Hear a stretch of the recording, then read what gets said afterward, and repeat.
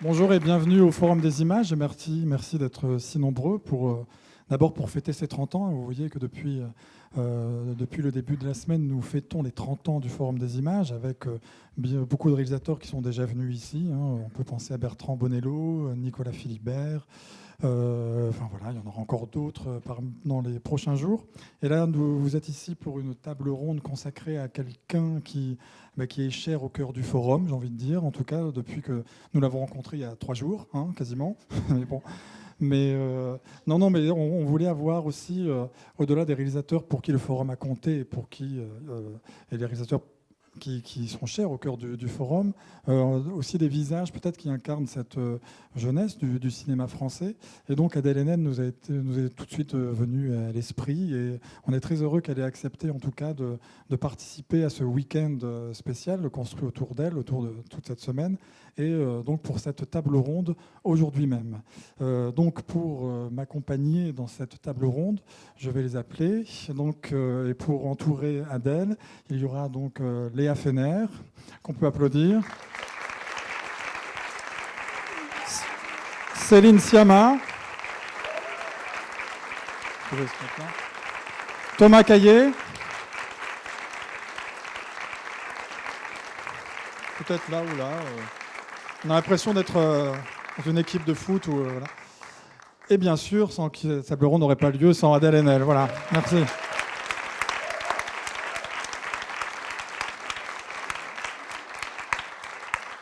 Pour rendre un parapluie, d'abord, pour commencer, on va le faire. On va rendre le parapluie, comme ça sera plus simple. Mais non, tout simplement, peut-être pour commencer, donc, on va organiser cette conversation. En tout cas, l'idée, c'est que vous puissiez aussi échanger en fin de séance avec Adèle et nos invités, et qu'on parcourt un petit peu à la fois l'œuvre d'Adèle et aussi la manière dont vous avez collaboré ensemble et dont est né dont sont nées vos diverses collaborations. Mais peut-être avant, parce que tout le monde ne sait peut-être pas qu'il y a eu aussi un avant naissance des pieuvres, dont on va parler tout à l'heure et que vous avez pu revoir hier soir. Le grand public, c'est vrai, en tout cas, a eu peut-être l'impression d'avoir la naissance d'une actrice avec Naissance des pieuvres, mais il y avait eu quelques années plus tôt Les Diables de Christophe Ruggia. Vous étiez âgé de, je crois, 11-12 ans, en tout cas, donc c'est assez rare de commencer si tôt. Alors peut-être de nous dire comment vous en êtes d'abord arrivé à ce tournage des Diables, et est-ce que voilà, c'était déjà, quand on est une jeune fille, une volonté de faire du cinéma ou de faire du théâtre, ou c'est quelque chose qui vous tombe dessus comme ça? Quel a été votre parcours avant d'arriver professionnel, bien sûr? Oui. Okay. Bon, déjà, merci d'être venu. Enfin, ça me touche vachement. Je pense au nom de tout le monde. On est content que vous soyez là et puis que vous soyez nombreux aussi, c'est bien. Qu'est-ce que j'ai oublié la question? Non, si, en fait, pour commencer, moi, j'ai été repérée dans ce qui s'appelle un casting sauvage. Donc, c'est-à-dire, il y a une femme qui va dans la rue, enfin une casting qui va dans la rue et qui dit aux enfants, qui repère les enfants à la tête et qui leur dit d'aller passer le casting. Moi, c'était mon frère qui avait été repéré dans un collège et j'ai été, parce que mon père m'a dit, parce que je faisais du théâtre, mon père m'a dit accompagne-le, il y a un rôle de fille, et c'est comme ça que ça a commencé. Voilà. Après, au niveau du désir d'être actrice, je sais pas trop, j'avais pas vraiment. C'était pas formulé comme ça dans ma tête. Déjà, je faisais pas le lien entre le cinéma et le fait que des gens faisaient du cinéma. Donc, je savais pas que c'était possible de fait de jouer dans un film. En revanche, j'ai toujours. Moi, j'ai commencé le théâtre vraiment très tôt. Et après un an où j'ai rien compris parce que quand j'étais trop petite et je comprenais pas du tout le concept de théâtre, je me suis mis à vraiment adorer ça. Voilà. Donc, j'en ai fait un peu tout le temps, genre après les cours à l'école ou dans les sortes de MJC du coin. Et voilà, c'est comme ça que ça a commencé. Et il y a eu avant Naissance. Oui. Et donc ce film-là s'appelle Les Diables, oui. qui est un film que j'ai fait quand j'avais 12 ans. Et en fait, quand j'ai passé le casting, et le rôle est un peu particulier parce que c'est un rôle muet en fait, d'une petite fille autiste. Et donc il y avait pas mal de compositions liées à l'engagement physique. Hein, parce que, bon. Et c'est un peu difficile de décrire le film pour ceux qui l'ont pas vu, mais pour ceux qui l'ont vu, c'est peut-être plus évident. Voilà. Et donc en fait, on a préparé le film pendant, je crois, 9 mois au préalable. On faisait tous les week-ends et puis parfois les vacances aussi et tout ça. Et c'était un travail qui était énormément basé sur une forme de lâcher prise et sur l'intensité des émotions. Je dirais que c'était ça l'enjeu principal à ce moment-là, convoquer les émotions et arriver dans des niveaux d'intensité extrêmes. Voilà. Avant de peut-être d'en arriver à Naissance des pieuvres aussi, j'ai failli à mon devoir. Je ne vous ai pas présenté, en fait. Quand même, on peut présenter aussi nos invités. Donc, Léa Fener, simplement, à vous dire que le film... Oui, là, chacun se passe le micro, il manque un micro. Mais Adèle, vous pouvez en garder un, voilà, pour vous seul. Simplement, donc, Léa Fener, donc, on a pu voir ici Les Ogres, dont on reparlera tout à l'heure. Vous avez tous les trois d'ailleurs fait la Fémis, j'ai l'impression. Enfin, tous les trois, bon, c'est pas une tare d'ailleurs, c'est juste une remarque. En 2009, vous aviez réalisé qu'un seul tienne, je regarde mes notes parce que j'ai toujours du mal à me souvenir de ce titre, qu'un seul tienne et les autres suivront, qui est pourtant un très, très beau titre. Et ensuite, donc en 2016, Les Ogres, donc avec Adèle Haenel, et on verra justement tout un effet de troupe et de groupe. C'est à la fois le sujet du film et la manière dont vous l'avez fait. Céline Sciamma, hier on a pu revoir Naissance des pieuvres, donc prix Louis Deluc également du meilleur premier film, comme le film de Léa, si je ne dis pas de bêtises. Oui, voilà, pour le premier. Donc il y a eu Tomboy, ensuite évidemment Bande de filles, et donc on verra avec Naissance des pieuvres la manière dont vous avez fait naître ou renaître peut-être Adèle. C'était quand même un vrai début, Naissance des pieuvres. Enfin, oui, en tout cas, beaucoup d'ailleurs ont l'impression que c'est votre premier film, en tout cas quand on reparle de votre carrière. Et Thomas Caillet, un long métrage avec Adèle, premier long métrage, César du meilleur premier film. Voilà, à Cannes, à la quinzaine des réalisateurs, c'était aussi un moment aussi important. Je me souviens avoir été dans la salle, et c'est l'une des séances. On en reparlera justement de cette idée de comédie, justement, enfin, de cette idée de ce genre, en tout cas de la comédie. Et voilà, c'est une séance où rarement j'ai autant ri, moi, à Cannes, ce qui est rare de rire à Cannes, il faut bien le dire, parfois.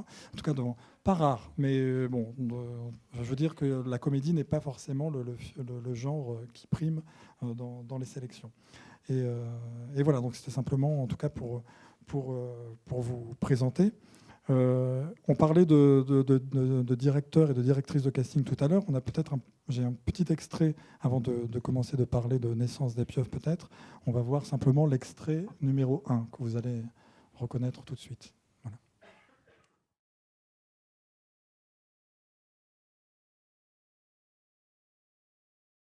Bon, t'es une bonne sportive, Adèle Haenel.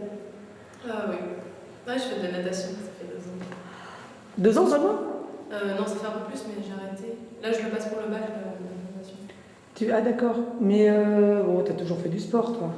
Ouais, j'ai toujours fait du sport, j'ai fait plein de trucs. J'ai fait du judo, après j'ai fait un peu de danse, j'ai fait du ping-pong, enfin plein de trucs. Du pipeau? Du ping-pong. Ah. J'ai tennis des tables. Bon, alors je me demandais si ça allait vous faire plaisir de revoir ça, mais en tout cas, c'était pour parler de ce moment où c'est le casting. Alors, je ne sais pas à quel moment là ces images-là interviennent. C'est pas frappant quand même. Enfin, ce que je dis est un peu. Qu'est-ce qui n'est pas frappant? Ouais, bon. C'est marrant, je trouve, parce qu'au final, je crois que je suis toujours aussi mal à l'aise, un petit peu moins, mais peut-être bon, si, ouais. Alors, qui est derrière la caméra là? Est-ce que c'est Christelle Barras. C'est Christelle Barras qui était. Qui était déjà, alors je ne sais pas si on dit directrice de casting ou chercheuse de talent, de rôle en tout cas, qui était déjà celle qui vous avait découverte pour Les Diables. Et 6 ans après, donc, elle est encore là pour Naissance des pieuvres. Alors, elle recycle. Oui, elle recycle. Voilà. Non, mais 6 ans en plus, 6 ans sans film, donc c'est une très bonne mémoire. C'est un peu moins. Non, mais après, parce que c'est une rencontre particulière avec Christelle. Enfin, Céline, elle peut en parler aussi, parce que bon, je ne vais pas me lancer dans une analyse du milieu des castings parisiens, mais on peut dire que Christelle est vraiment très singulière dans son genre. Elle est toujours à rouler en Clio et à fumer 45 cigarettes en criant sur tout le monde. Et en fait, elle a la particularité aussi d'habiter à Montreuil, ce qui n'est peut-être pas une particularité, mais un dénominateur commun chez les intermittents. Mais quoi qu'il en soit, moi je viens de Montreuil à la base, et c'est vrai que bon, j'ai brossé comme ça rapidement parce que je suis un peu intimidée, au début, je suis un peu voilà. Mais la rencontre sur Les Diables avait été assez marquante. Enfin, moi, je me rappelle que ça a vraiment été une des décisions, je ne saurais pas expliquer ça autrement, que j'ai prise, la première décision que j'ai prise presque dans ma vie, quoi, de vraiment essayer de réussir ce casting. Et ce bon, vous avez peut-être pas des images de ce casting-là, non? Non, dans Des Diables, non. Ouf. Et là, donc, je veux dire, on a eu un lien assez fort et je sais qu'elle m'avait tout le temps suivi en fait. Même si voilà, il y a eu tout ce temps qui est passé parce que moi quand j'avais 12 ans, donc il fallait quand même, je sais pas comment dire, faire sa vie d'enfant quoi et pas écumer les castings. Surtout que quand on est enfant, les castings c'est vraiment genre pour jouer des enfants juifs et tout ça, c'est insupportable. Enfin, je veux dire, j'ai rien contre ça, mais au bout d'un moment, c'est... Pardon. Non, mais vous comprenez ce que je veux dire. Je sais pas antisémite ce que je viens de dire. Bon, Il n'y a pas beaucoup de rôles d'enfants pour le cinéma. oui, voilà, c'est ça. C'est toujours les trucs qui se passent en 40 et tout, en sépia. C'est un peu chiant. Et donc, j'avais arrêté de passer des castings parce que le côté industriel, ça m'avait un peu blessée. Et puis, voilà. Et donc, sur Naissance des Pieuvres, en fait, ce qui s'est passé, c'est qu'elle me recroise j'arrive même plus à savoir quelle est ma vraie histoire. Parce que j'ai tellement dit n'importe quoi à ce sujet, mais si j'étais dans une manif ou à une fête, je sais plus. CPE, les manifs. Ah, c'est les ça. manifs contre le CPE. Ouais. Et en fait, elle m'a dit tu veux pas venir passer un casting pour un film? Et c'est comme ça que j'ai recommencé en fait. Et j'ai passé un casting pour un autre film avant qui s'appelait Tel père, telle fille, je crois. Enfin, je sais plus, un truc vaguement. Oui, adapté de Virginie Despentes. Absolument. Et en fait, dans la foulée, j'ai passé le casting de Naissance des Pieuvres. Et en fait, là, c'est vraiment, on s'est rencontrés aux premiers essais, quoi. T'es même pas, enfin, vous n'avez rien vu en fait, je crois, non? Non, oui, moi, quand j'ai rencontré cette personne qui est devenue ma directrice de casting, elle passait elle-même un casting, c'est-à-dire que je l'ai rencontrée parmi d'autres directeurs de casting. Elle m'a dit, je ne sais pas si je ferai le film ou non, mais je peux te dire que j'ai le rôle pour ce personnage, et ce rôle, c'est une jeune fille qui s'appelle Adèle. Et donc, elle avait cette espèce de vision dès le départ. Et sauf que moi, j'étais partie sur un biais où je voulais une vraie nageuse de natation synchronisée. Parce que j'étais stupide, parce que c'était mon premier film, et que je me disais, je vais prendre une vraie sportive. Et je me disais, une fille qui aura vécu ça, elle pourra sans doute le retranscrire à l'écran. Et que j'étais un peu obsédée par ce détail de comment faire, enfin, comment représenter une sportive. C'est quand même assez athlétique, la natation synchronisée. Je me disais, j'avais commencé un peu à traîner dans ce milieu, comme Gilles Lelouch 10 ans plus tard. Et big up. Et du coup, je me suis dit, il faut que ce soit des nageuses. Et Christelle Barras m'a dit, ça marche jamais les sportifs au cinéma. Elle m'a dit, c'est comme les acteurs porno, ils savent pas jouer et tout ça. Et du coup, elle s'est filmée en fait. Je vous oublié. Oui, non, je rappelle que c'est filmé. En fait. Voilà, ok. Et vous avez signé. En fait. Voilà, et j'ai signé, on a tous signé, sauf Thomas, je crois. Thomas est plus prudent en général. Ouais, d'accord, c'est parfait. Et du coup, j'ai d'abord vu quelques nageuses et j'ai compris ce qu'elle me disait. Et ensuite, j'ai vu Adèle.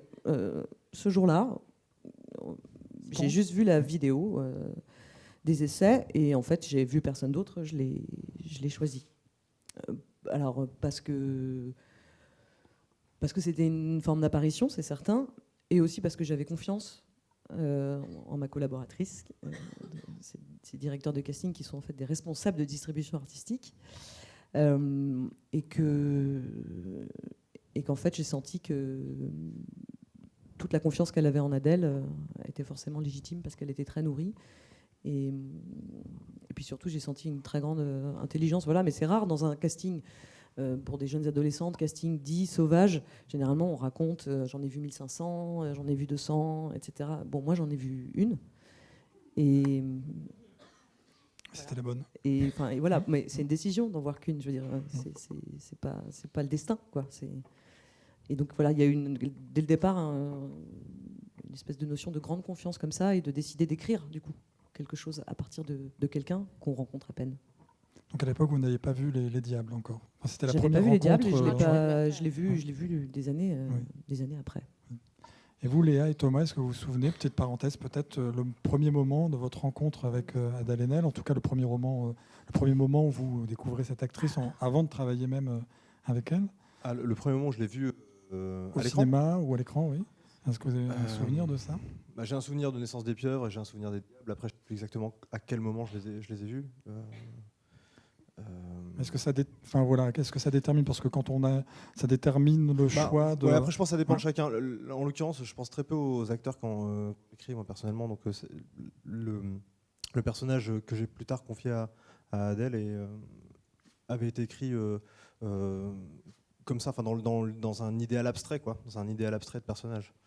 Par contre, je me souviens très bien du moment où Adèle est rentrée dans la pièce. Ouais, enfin, je me souviens aussi comment elle est venue jusqu'à cette pièce-là. C'est-à-dire que, pareil, enfin, comme Céline, je veux dire, t'as pris le métro. Non, c'est pas ça. Il y a une question de confiance qu'on donne à un directeur de casting. Moi, en l'occurrence, c'était Stéphane Battu. Et ce que j'avais vraiment apprécié chez lui, c'est qu'il me disait il ne faut pas qu'on cherche des personnages, il faut qu'on cherche à rencontrer des personnes. Et c'est un truc qui avait vraiment résonné, parce que je m'étais dit, effectivement, j'ai pas non plus 15 000 rôles à remplir, donc on va prendre du temps pour le faire. Et plutôt que de recevoir des vidéos ou de faire passer des gens en leur donnant même des scènes du film, ce qu'on faisait, c'est qu'on passait vraiment du temps. On avait décidé de passer beaucoup de temps avec chaque personne pour essayer de comprendre qui ils étaient, etc. Il se trouve que pour le personnage de Madeleine, la première idée que j'avais moi, c'était rencontrer Adèle. Quand j'en ai discuté avec Stéphane, il me disait bah, ça tombe bien, je crois que j'avais eu la même idée. Donc on a fait venir Adèle. Et en 2 minutes, dans lesquelles j'ai absolument d'ailleurs rien compris, parce que tu as beaucoup parlé, mais comme on le voit depuis tout à l'heure, Ouais. on peut On peut ne rien comprendre. Ouais. voilà, et ça c'est un truc qui me plaisait, parce que je me disais, il y a un accès direct à cette personne, sans comprendre exactement quels sont ses motifs, quoi. Qu'on est, Mais j'étais assez énervée quand on s'est rencontrés. Oui, après aussi. Après aussi. Non, il y avait je sais pas, on a parlé de beaucoup de choses. Moi, ce qui m'avait plu surtout, c'est que, je lui ai posé une question qui était en rapport avec le personnage qu'elle incarne par la suite, qui était, voilà, qu'est-ce qui se passe. La question, je sais plus comment elle était exactement formulée, mais en gros, essaie de te souvenir d'un moment dans ta vie où tu as pris une décision radicale. Voilà, parle-nous de ce moment où tu as pris cette décision-là. Essaie de te souvenir de l'endroit où c'était, du lieu où c'était, souviens-toi de ce qu'il y avait sur les murs, etc. Donc on essaie de nourrir ça, et Adèle nous regarde et nous dit en fait ce moment-là il n'existe pas, parce que quand je décide un truc je suis déjà en train de le faire, quoi. et là je me suis dit ouais, là c'est un peu plus qu'une bonne réponse, parce que ça remplit une case qui n'était pas encore complètement écrite au scénario. C'est-à-dire qu'effectivement il n'y a pas d'espace entre la décision et l'action. Le personnage est d'abord en mouvement, il est d'abord déjà en train d'avancer, et ça m'a déjà énormément aidé sur le choix de l'actrice, parce qu'en 2 minutes c'était résolu. Je me suis dit ok, on peut appeler les autres en leur disant limite de pas venir, c'est fait. Et ensuite on va pouvoir aussi réécrire en vue du tournage pour que ce soit pour rapprocher le personnage de ce que je viens de voir. Effectivement, il y a quelque chose de l'ordre d'une apparition à ce moment-là. Ouais. Léa, peut-être. Donc moi, c'est une histoire un peu différente, comme à chaque fois, parce que le film, son personnage principal, c'est une troupe. Donc là, vous avez un film où il y a 3 personnages principaux, un film où il y a 2 personnages principaux, où il y a une concentration comme ça extrême sur une rencontre, ce qui a été aussi notre cas. Mais moi, il y avait l'idée d'une troupe avec cette particularité où j'allais embarquer dans une troupe des gens qui avaient vécu l'histoire qui était représentée à l'écran, des gens qui allaient vivre, qui allaient représenter leur propre personnage. Et en même temps, j'avais vraiment à cœur dès le départ de l'écriture de ce projet-là, de créer une espèce de chose comme ça existe sur les troupes de théâtre. Il y a les historiques, les gens qui sont là depuis 30 ans, puis les gens qu'on rencontre sur le bord du chemin, les histoires d'amour, enfin quelque chose de très mouvant, très cyclique. Et c'est aussi Sarah Tepper et Leïla Fournier, mes directrices de casting, qui m'ont parlé d'Adèle, que j'estimais énormément déjà avec ce que j'avais vu dans son travail sur La naissance des pieuvres et sur Les Diables, et aussi sur le film d'Elie Wajman, qui était déjà sorti. Alia, oui. Alia, voilà.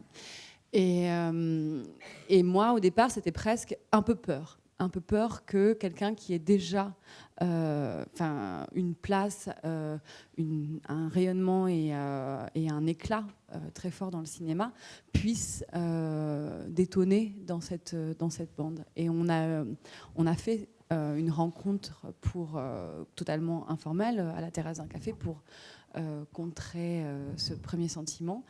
Et moi, c'était un personnage, Adèle, le personnage qu'elle joue dans mon film, qui s'est toujours appelé La Gamine sur le scénario. Il n'a jamais eu un prénom, il s'est toujours appelé La Gamine. Et il avait un mélange pour nous assez paradoxal de grande maturité et d'enfance, de brutalité et de solaire. Il devait être capable d'embarquer le personnage de son compagnon qui était dans des histoires de deuil, de dire un s'en fout la mort, quoi.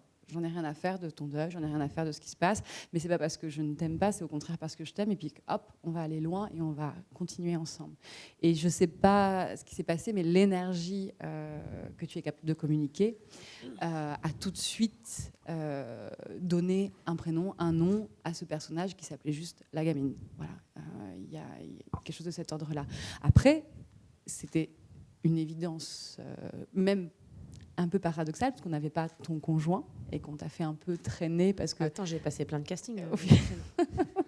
J'ai passé vraiment 4 ou 5 et au bout d'un moment, j'ai dit bon, ça suffit, il va falloir décider. Pour le rôle, casting pour le rôle, ouais. Pour son film Ah, d'accord. allemand, là, c'est pas vrai.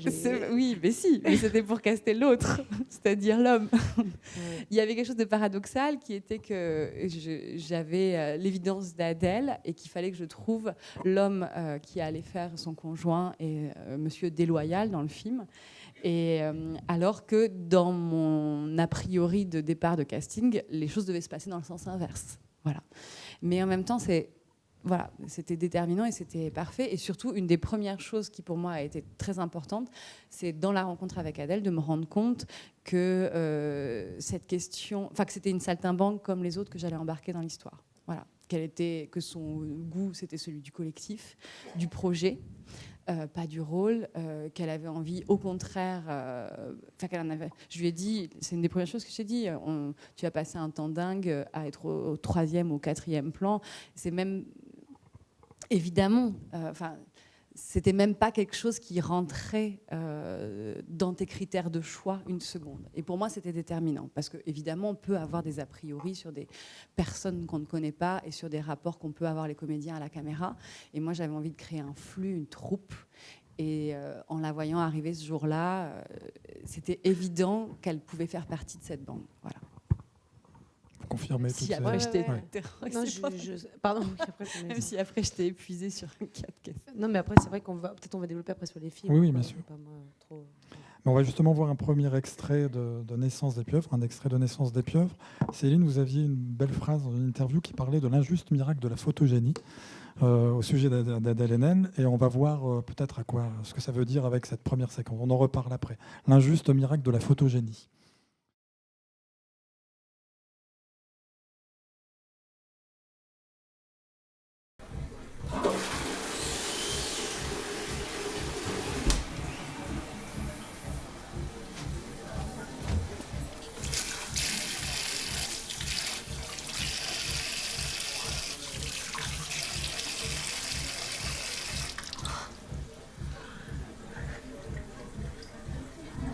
Quoi? Je t'ai vu l'autre jour au spectacle.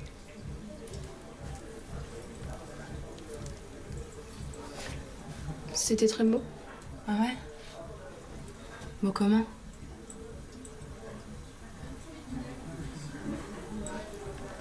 J'aimerais bien voir l'entraînement.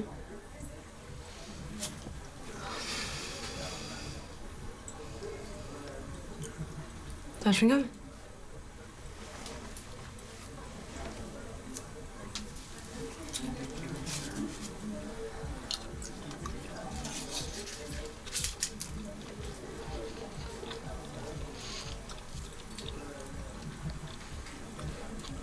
Faudrait que quelqu'un me fasse entrer.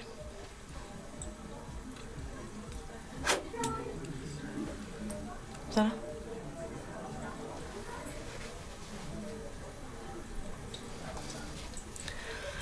Est-ce que je pue de la gueule?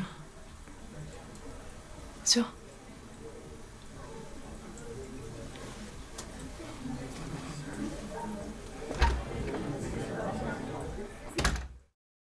Bon, il s'agit de la première véritable rencontre, en tout cas, où les deux personnages se parlent. Donc, je précise simplement que c'est extrait d'un DVD, donc ça ne respecte pas forcément la beauté aussi du film que l'on a pu revoir hier en 35 mm, ça c'était important. Peut-être une réaction sur on a l'impression que vous filmez littéralement une apparition, une apparition au cinéma, une apparition dans les yeux du personnage principal, on va dire, qui est Pauline, c'est ça, hein, donc peut-être une réaction sur cette scène en particulier et sur, le nom du personnage, oui, c'est Marie, peut-être, oui. Oui, c'est la première fois dans le film qu'apparaît, qu'on entend la voix déjà du personnage d'Adèle, le personnage s'appelle Floriane. Et avant, elle a toujours été vue dans des situations un peu spectaculaires. Enfin, elle est sortie de l'eau dans un spectacle de natation synchronisée. Elle a été... Et là, c'est la première fois qu'elle... Oui, c'est la tentative du pacte faustien entre les deux personnages qui échoue. Pour le moment, il y a du délai. Mais moi, j'ai revu le film hier et je ne l'avais pas revu depuis très très très longtemps. Et ce qui m'a marqué, c'est à quel point à l'époque... moi, j'avais vraiment envie d'en faire un personnage de femme fatale et avec une charge comme ça, une très grande féminité qui est pas... qui ensuite... ça me marque à quel point une actrice, ensuite, c'est aussi la façon dont elle s'engage dans les rôles, mais aussi dans la vie, dans ses interviews, dans ses prises de parole, dans la façon qu'elle a de bouger, à quel point elle est on l'a tous raconté, en fait, à quel point c'est la proposition qu'elle est dans la vie, son intelligence, son regard sur le monde, sa façon d'entrer dans la pièce, et comment ça, ensuite, ça façonne nos écritures, et comment là, à l'époque... tout était possible, y compris l'idée que c'était Sharon Stone, Adèle Haenel. Parce que moi, c'était ça ma référence.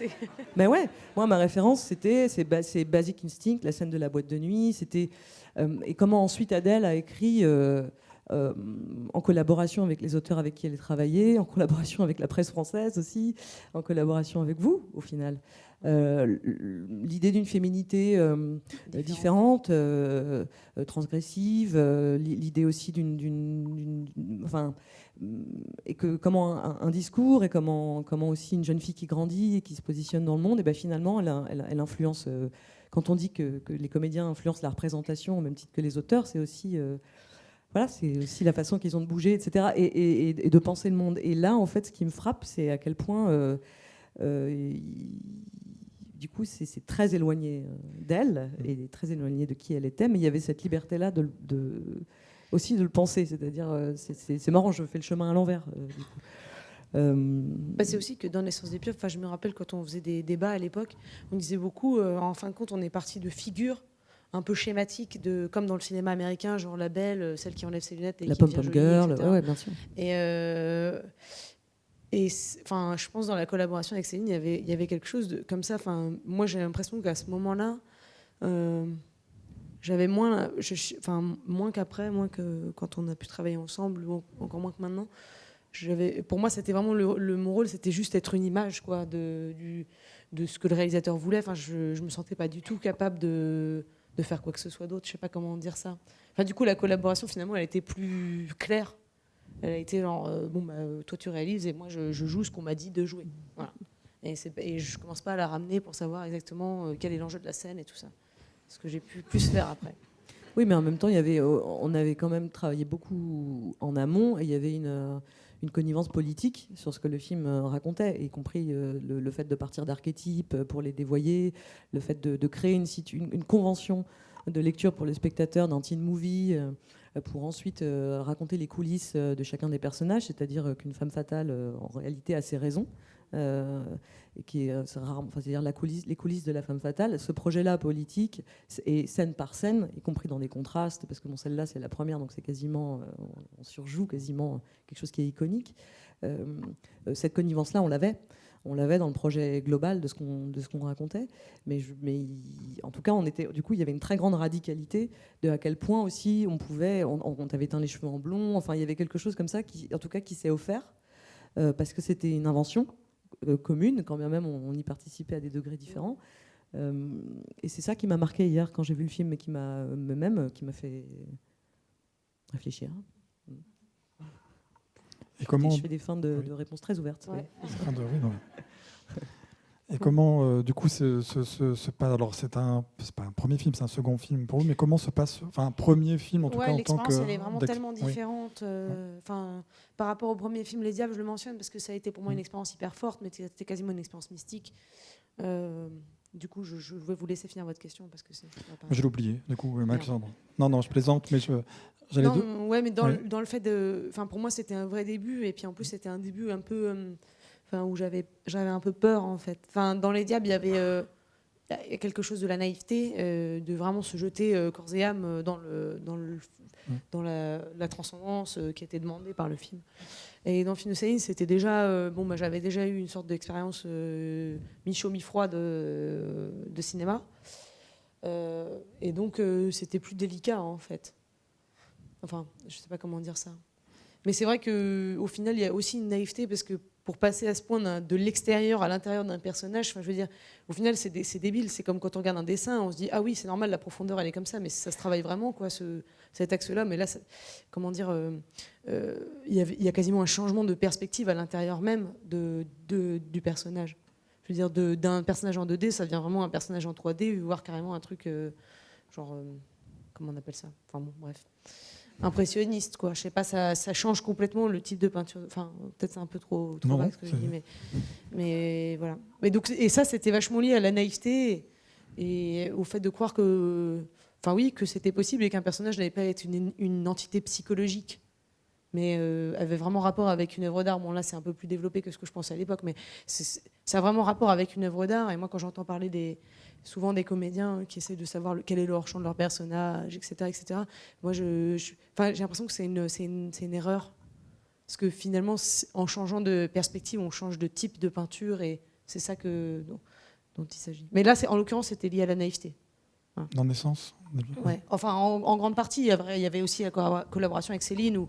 Moi, j'étais de très grande naïveté aussi, donc c'est vraiment un film. Premier film. Non, c'est vrai. Un premier film, oui, mais pas tous les premiers films, parce que moi, j'avais jamais fait de court métrage. Je pense que j'étais plus jeune que bien des jeunes gens. T'étais plus jeune que moi, je suis maintenant. Ouais, complètement.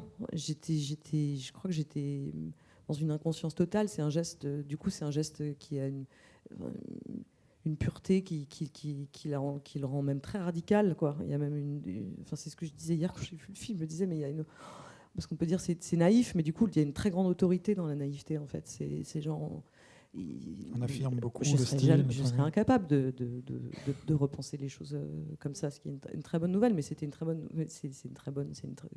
nouvelle de plus être comme ça, et c'était une bonne nouvelle de l'être à l'époque. Mais c'était une naïveté partagée, quoi. C'était vraiment un premier degré absolu. Mais on était sûr d'avoir raison, par contre. Ça, c'est un autre truc. Thomas, Léa, je ne sais pas si vous avez des réactions sur Naissance des pieuvres, votre souvenir peut-être du film, ou la manière dont vous l'avez appréhendé, ou si ça a compté, en tout cas, dans votre manière d'appréhender ensuite. C'est une question, voilà. Enfin, je veux dire, si vous avez une réaction, vous pouvez dire du mal. C'est une question piège, vous pouvez dire du mal ou du bien, mais. Il y a quand même pas mal de temps qui sépare Naissance des pieuvres des combattants et fortiori des ogres. Oui. Après, par rapport non, moi j'ai des espèces de flashs, d'une impression de Vénus. Enfin, ce que tu racontais tout à l'heure sur la féminité, je trouve que c'est hyper pertinent, et ça m'avait beaucoup troublée. Comment les personnages ont une première façade qui se fendit légèrement, comment on apprend à les aimer. Et puis, ça me plaît aussi cette naïveté-là, parce qu'il y avait ça. Et il y avait mais dans le bon sens, c'est-à-dire que tout d'un coup, elles nous étaient propulsées dans la rétine. Ces trois jeunes filles, moi je me souviens aussi très, très fort des deux autres, avec énormément de tendresse, ce qui, par votre position égale dans la naïveté, n'était pas une position de surplomb, mais ça m'avait beaucoup touchée. Voilà. Et puis de voir ces gamines patauger et essayer de surnager de leur désir, je me souviens de quelque chose d'assez flamboyant là-dessus. Ouais. Moi, le truc, je me souviens très bien que la sortie de Naissance des pieuvres, parce que je rentrais à la Fémis quand je l'ai vu, en fait, le film. Et alors j'ai vu d'abord, effectivement, je me suis dit, c'est qui cette fille, en fait ? C'est qui Adèle Haenel ? Vraiment, ça, je me souviens très bien m'être dit ça. Et à côté de ça, il y avait un truc qui m'avait vraiment frappé, dans le sens où j'étais content déjà de rentrer dans cette école, parce que je savais que tu l'avais faite. Je me suis dit, ah bah tiens, ok, on peut sortir et faire ça, c'est bien. Parce qu'il y avait quelque chose d'anti-psychologique dans le film que j'aimais beaucoup, quoi. Quelque chose d'hyper... En fait, le film est très comportemental. En ça, il est peut-être un peu américain. Je sais pas. Enfin, en tout cas, il a un truc comme ça effectivement, de jouer avec des archétypes, de proposer des figures, d'être traversé par des mouvements et de laisser du coup de la place à de la forme Donc ça m'avait touché, et je trouvais que effectivement cet âge, qui est en plus un âge qui est souvent regardé au cinéma de manière assez naturaliste, je parle de l'adolescence, là d'un coup ça pouvait devenir un vrai objet de fiction au sens passionnant, quoi, voilà. Voilà. On parlait tout à l'heure de la... Non mais merci, oui. Je mets 4 étoiles. Oui, 4 étoiles, voilà. Bien. On parlait tout à l'heure de photogénie, donc c'est toujours parfois la tarte à la crème, on ne sait pas, enfin la différence aussi qu'il peut y avoir entre le théâtre et le cinéma. Il y a quelque chose qui se passe à l'écran, parfois ça ne se passe pas du tout. Et là c'est vrai, quand on lit quelques interviews de réalisateurs qui ont collaboré avec vous, que ce soit Bertrand Bonello ou Christophe Ruggia dès le début, parlent de ce visage qui d'un seul coup prend la lumière comme aucun autre, enfin en tout cas, voilà, qui prend vraiment la lumière. Et qu'est-ce que Céline, vous déclariez, c'est un juste miracle de la photogénie, encore je cite cette belle formule, mais c'est vrai que voilà, le cinéma c'est ça aussi, quelque chose se passe ou ne se passe pas, et il y a peut-être avec Adèle Haenel quelque chose qui se passe plus qu'ailleurs. Oui, alors après, en même temps, elle est très très belle dans la vie, quoi. Je veux dire, c'est un juste miracle de la photogénie. Mais parfois ça ne passe pas à l'écran, oui, ou mais je veux dire, on ouais. part pas non plus de. On parle pas de rien. Voilà, Ouais. je crois que on peut pas tout. C'est pas que de la magie. Il y a quand même un On truc. s'embarque dans un drôle de... Oui. Non, mais bon, il y a un truc qui est quand même là en place, quoi, dès le départ. Il y a une bonne base, on va dire. Non, mais c'est vrai, quoi. Je veux dire, donc voilà. Bon, ouais, Adèle Haenel a de bonnes bases. Voilà. Voilà, c'est ça.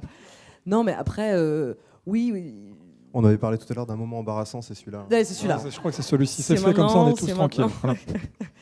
Mais, Non, mais je crois que moi, j'ai fait des essais caméra la semaine dernière. Là, et là, c'est le moment où je reprends la main sur la conversation. Ouais, ensemble. Ouf. Hein, faut pas Ensemble, préciser. oui, et où du coup, il y avait Adèle derrière la caméra. Et c'est pas juste une question de soudainement. Je connais son visage. C'est pas juste une question de quelque chose qui apparaît. C'est soudainement, il y a du jeu en fait. Soudainement, il y a déjà. Il y a déjà de la vie, il y a déjà du cinéma. C'est peut-être ça aussi le miracle de la photogénie. C'est quelque chose qui se réveille. Il y a quelque chose en plus, quoi. Et qui fait que c'est plus elle. Voilà. Et ça, oui, c'est un romantisme du cinéma qui est un peu toujours ce qu'on cherche, quoi, quand même. Au-delà de la question de beau ou pas beau, d'ailleurs. Mais et ça, je crois que ce truc il y a une énergie, quoi, en fait, qui apparaît direct, même si on fait des keylights, un truc un peu ingrat, où on teste des lumières, des bougies, des machins. On est au cinéma tout de suite, quoi. Même si tout le monde parle, si on commande tout, si on n'est même pas content de l'image qu'on a fabriquée, il y a quelque chose de l'ordre d'un décalage avec le réel, d'une énergie, de quelque chose qui transparaît, qui est assez inexplicable, et c'est ça qui est sans doute injuste, quoi. Ouais. Réponse un peu Là, foireuse. vous parlez de décès donc, parce que Adèle et Céline tournent leur prochain film Oui, ensemble. peut-être C'est ça, expliquer voilà. que ce que des essais caméra, Voilà. c'est quand on teste le matériel pour Oui. faire un film après. Donc voilà, on C'est ce cherche- qu'on te dit, mais en fait, on teste l'acteur. Hein. Ouais. Oui, c'est ce que... L'acteur et du matériel aussi, en même temps. L'acteur et le matériel. Ouais. Et je sais pas, Adèle, ça, est-ce que c'est quelque chose, enfin, au-delà de photogénie, beauté, etc.,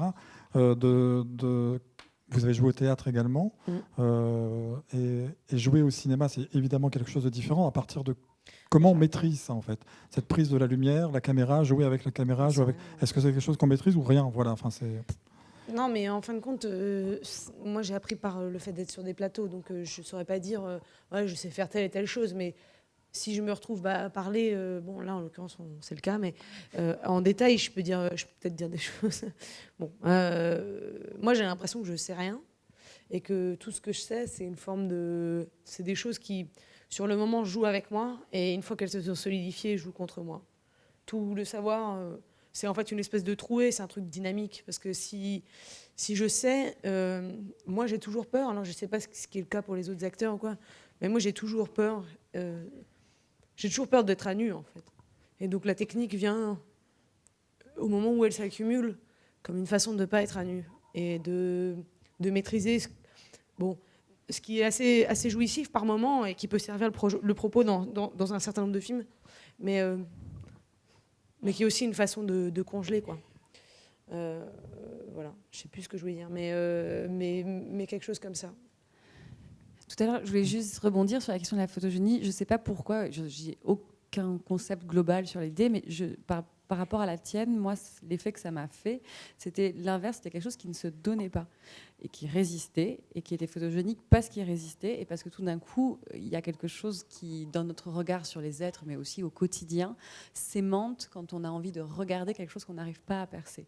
Et ce que je trouve très beau, c'est que tout d'un coup, ça lâche, et c'est évidemment le travail conjoint d'un réalisateur, des comédiens qui t'entourent et de toi, et il y a photogénie à cet endroit-là. Mais bizarrement, par une résistance, que tu ne... C'est pas quelque chose... mais voilà, c'est pas quelque chose que tu...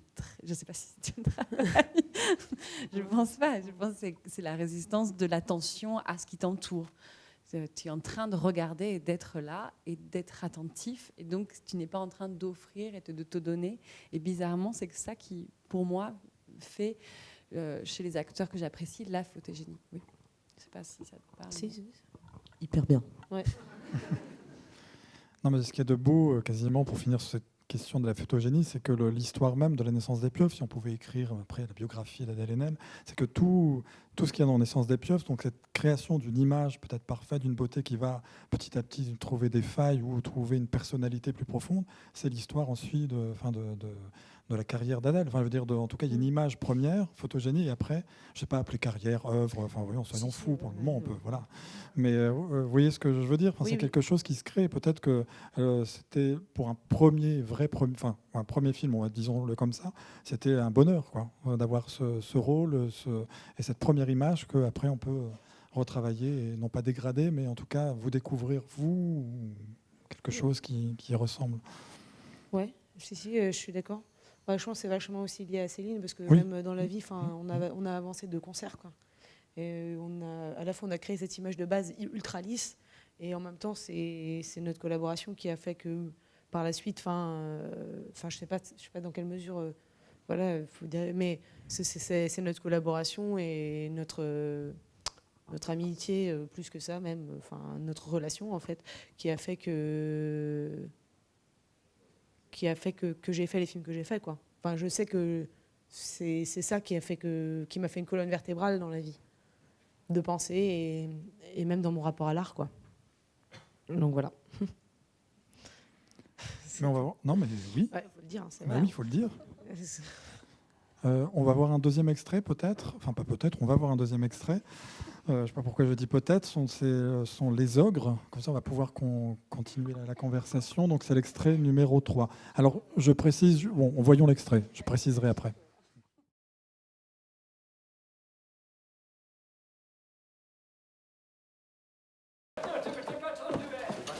Mais voilà, l'égalité et l'émancipation là. Alors ?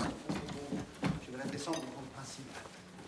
2 bras, 2 jambes et une bite. Génial.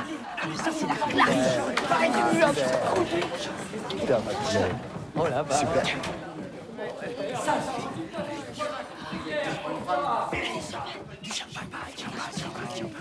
Salut, bonhomme. Tu fais péter.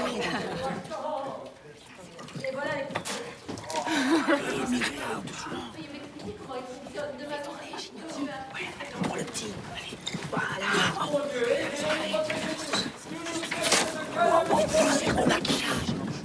Ça va pas là, on vous entend sur scène. Super, c'est super. Appelle le Barnabé. Oui. Qu'est-ce que ça veut dire? Super. M'approchez pas.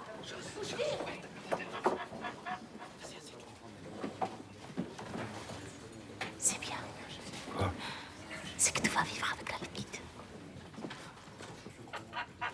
Quelqu'un là-bas de l'eau. On se bat sur la terrasse. J'aime comme jamais.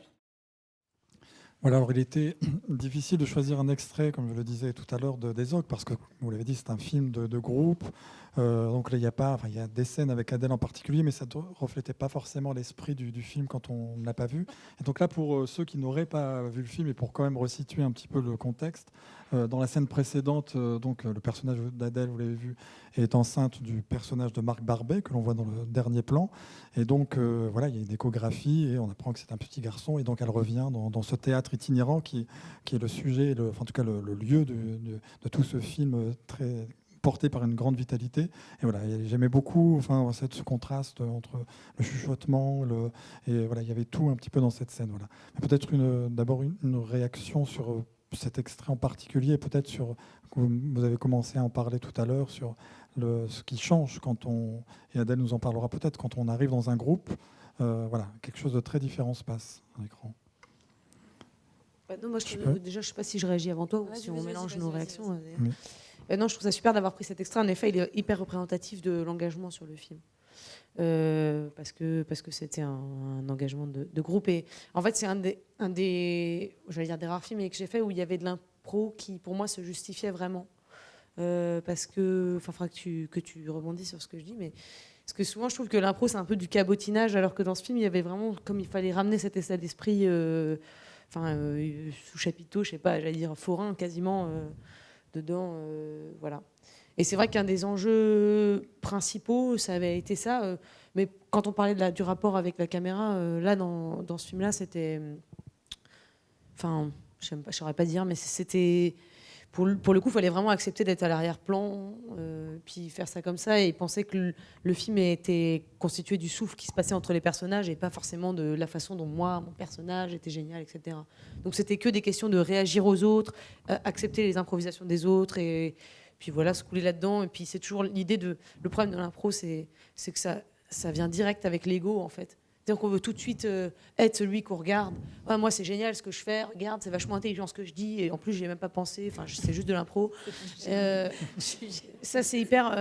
je veux dire, c'est contre nous-mêmes qu'on joue. Enfin, en tant qu'acteur de l'intérieur, en tout cas, moi, je le vis comme ça. C'est un truc c'est hyper compliqué de faire avec. Voilà. Et donc, dans ce groupe, pour moi, ça a été l'enjeu du travail. C'est-à-dire à la fois ne pas se cacher derrière, nourrir la troupe, par sa présence et par 2-3 remarques bien placées. Mais sinon, c'était surtout essayer de trouver ce rapport entre vraiment la cachette du fond et essayer de prendre tous les spotlights du devant. Donc voilà, c'était ça. Et je ne sais pas si tu veux... Après, nous, c'était un travail qu'on avait fait aussi en amont. Je sais que j'avais de la chance. Je me disais, il faut absolument des répétitions sur ce film-là. Il faut absolument, non pas parce qu'on va aller déflorer ou surtravailler ou affiner des scènes, c'est pas vraiment ça qu'on a besoin de trouver. On a besoin de trouver la troupe, son évidence, sa cohérence. Et là, l'espace parfait que j'avais, c'est que j'avais un spectacle à créer. Donc en fait, on a eu la chance sur le film de pouvoir embarquer tous les comédiens pendant 2-3 semaines, ce qui, en cinéma, finalement, est un luxe. C'est assez étrange parce qu'en fait, on se le permet au théâtre, mais en cinéma, c'est assez rare. 2-3 semaines, les comédiens en amont du film. En amont du film. Et la vie nous a aidés dans le sens... Enfin, il y a eu quelque chose qui était assez drôle, c'est qu'on s'est décidé sur ça à la toute fin. Donc, on n'avait pas du tout les thunes pour nous loger tout le monde. On était au camping municipal de Port-la-Nouvelle, quand même, voilà. je précise. C'était pas donc, le grand tout luxe. le monde était au camping municipal de Port-la-Nouvelle, où il y avait marqué « S'il vous plaît, ne veuillez pas déféquer dans les douches ». Ce qui fait que pour les problèmes cinéma, acteurs, théâtre, tout le monde était au même niveau. Ouais, il n'y avait pas de problème. Et que tous les soirs, toute cette bande qui était construite de gens très disparates, qui venaient de la troupe historique de mes parents, d'autres troupes et du cinéma, se retrouvaient jusqu'à pas d'heure, jusqu'à 3h du matin, et que quelque chose d'un vécu commun s'est mis à apparaître d'une manière quotidienne aussi de Sven. Parce que ce que tu dis sur l'impro, c'est doublé par le fait que ce qu'on voit à l'écran, c'est des comédiens, et que ce plaisir du cabotinage, c'est un plaisir qui est aussi leur quotidien.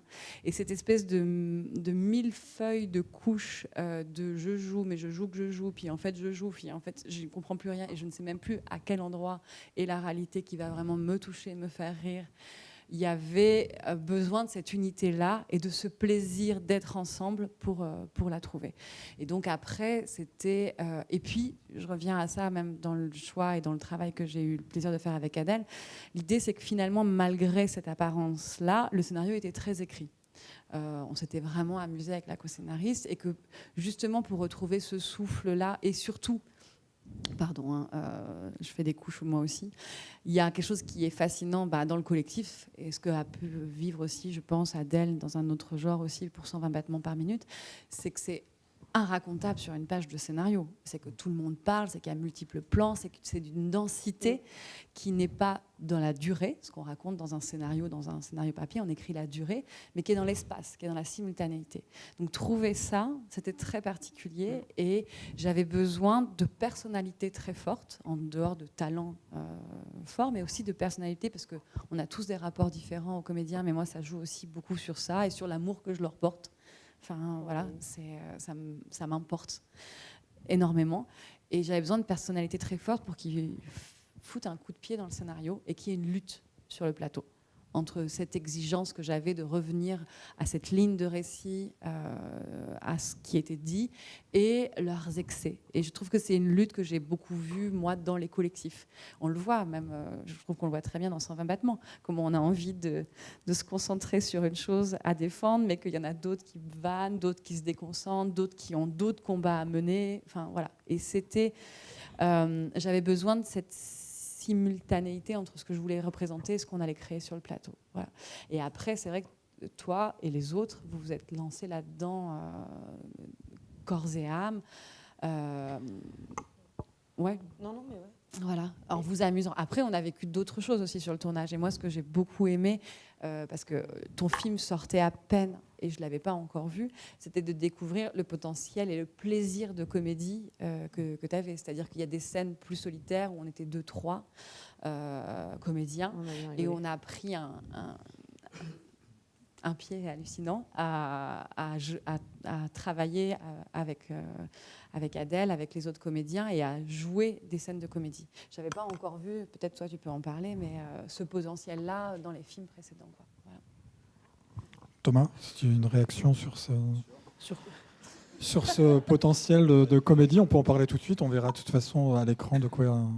en tout cas, déjà sur Les Ogres, moi ce que je trouve hyper beau et la façon dont tu l'interprètes aussi, enfin je trouve c'est le chaos quoi. Enfin c'est la mise en scène du chaos quoi qui est vraiment hyper intéressante et la façon c'est aussi lié vachement à votre dispositif filmique. Hein, je trouve il y a un truc sur le travail de la caméra, du chef-op, de ce suivi-là. On est constamment dans une espèce d'énergie centrifuge qui est assez démente quoi. Et voilà. Et au bout d'un moment, c'est vrai qu'on arrête de se demander où le film va aller, on est juste pris par l'énergie, on regarde le courant, on se laisse porter par le... Voilà, je trouve que ça, enfin, je sais pas si c'est comme ça que tu as joué le rôle, mais j'ai l'impression qu'à chaque fois, les scènes, on y rentre comme un TGV, quoi. Donc ça, c'est assez cool. Voilà. Adèle, vous saviez, non, Non, mais sur le film de Léa, enfin, je veux dire, quand il parle de dispositif filmique, je sais pas, enfin voilà, ce qui peut vous intéresser, mais en fait, c'est assez drôle parce que c'est un film dans lequel... pour le coup, il y a énormément de hors-champ. Tout à l'heure, je parlais du hors-champ psychologique des personnages, qui pour moi est vraiment une espèce de cul-de-sac. Mais bon, chacun son truc. Mais là, il y a pour le coup un hors-champ du cinéma. D'ailleurs, le plateau, il n'est pas du tout structuré comme il peut l'être sur certains films. Voilà, le cadre, il est là, le cadre, il est fixe. Donc en fait, directement hors-champ, c'est le royaume de la technique, quoi. Alors que sur le film de Léa, la caméra était vraiment, je capte ce qui se passe à l'endroit où c'est le plus intéressant, ce qui double le problème narcissique, je trouve. Parce que du coup, ça fait que quand la caméra n'est pas sur toi, tu te sens être intéressant quand même. Et quand tu es en train de faire un truc et que la caméra vient de voir, tu te dis merde, c'était vachement bien, qu'est-ce que je faisais et tout. Donc, voilà. Donc ça, c'est un problème. Non, mais en fait, je dis ça parce que je sais pas trop dans quelle mesure il y a des gens parmi vous qui sont étudiants comédiens ou quoi. Enfin, c'est des trucs qui, moi, des enjeux qui me poursuivent dans ma carrière, quoi, ce rapport à l'ego. Donc, voilà. Mais il y a plusieurs choses, parce qu'après... Non, mais je suis désolée, c'est con de dire ça. Mais... Non, mais vas-y, continue. Non, voilà, c'est bon, c'est dit. Voilà. Et oui, et si ça vous intéresse aussi, parce que, en fait, je veux dire, on parlait de l'improvisation, il y a un truc un peu réifié, genre chez l'improvisation. Donc, je reviens encore une fois à ce truc de se sentir obligé de produire énormément de trucs, soit drôles, soit intelligents, soit une sorte d'ultra-présence, en fait, qui est assez pénible. Et en fait, pour dire, il y a des bases, dans le film de Léa, Les Ogres. En fait, en effet, ce truc d'avoir passé 2 semaines au camping de Port-la-Nouvelle, ça crée des liens entre les gens qui font que, comment dire, chaque scène ne prend pas toute la part de son improvisation en charge. Une grande part des tuyaux de communication entre les gens se sont construits hors. Et donc, on n'a pas besoin de penser à des choses absolument formidables, parce que c'est juste se dire, voilà, moi, avec telle personne, j'ai telle relation, soit amicale, soit même, en fait, je t'aime pas ou quoi. Mais il faut prendre ça en compte de telle sorte à ce que les improvisations soient un peu moins lourdingues, je veux dire, de signifiant, quoi. elle se repose sur une structure existante, comme on improvise dans une conversation en fonction des gens avec qui on est, quoi. Oui, puis après, c'est vrai que c'était exactement ce que tu racontes, c'est-à-dire d'essayer d'atteindre une danse chaotique, un mouvement comme ça cyclique, mais c'était tout un travail et des comédiens et de l'équipe technique et de moi de le construire et pas de le laisser aller. Il y a de rares moments où on a laissé aller pour voir ce que ça donnait, mais sinon c'était chaque fois une pensée du plateau, une pensée des relations, une pensée, c'est-à-dire de se dire que par exemple il n'y avait pas de lumière, qu'il y avait que la lumière était entièrement préexistante, qu'on pouvait circuler. Il y a eu aussi tout un effet de construction du plan de travail qui était hyper important. C'est-à-dire qu'on arrivait avec des gens qui se connaissaient depuis 30 ans, d'autres qui allaient se découvrir depuis 3 semaines, ce qui n'est pas non plus complètement incohérent sur une troupe de théâtre itinérant, mais voilà, il fallait quand même prendre ça. Et on a trouvé des structurations qui pouvaient le permettre. Et notamment, moi je sais que eux, que les comédiens théâtre étaient terrifiés face à la caméra. Et on a pour cela décidé finalement de commencer très tôt par une scène qui allait leur donner de la force à eux, où ils sentaient, eux, finalement, parce qu'ils étaient donc intimidés, comme si vous aviez un savoir qu'ils ne possédaient pas, ce qui est en partie vrai et aussi énormément faux. Enfin, Et donc, on avait décidé très tôt de mettre une scène de parade dans la ville, genre le 2e jour. Ce qui est l'angoisse pour un comédien de cinéma. Mais ce qui est leur angoisse. C'était vraiment l'angoisse. Du coup, tout le monde a été, je pense que le monde a été mis en dessus dessous. Voilà, c'est-à-dire et de renverser ce paradigme-là, et de remettre chacun à un niveau, au même niveau, d'être présent sur le plateau, qui allait faire ensemble le plus beau film qu'on espère, quoi. Ouais, c'est vrai.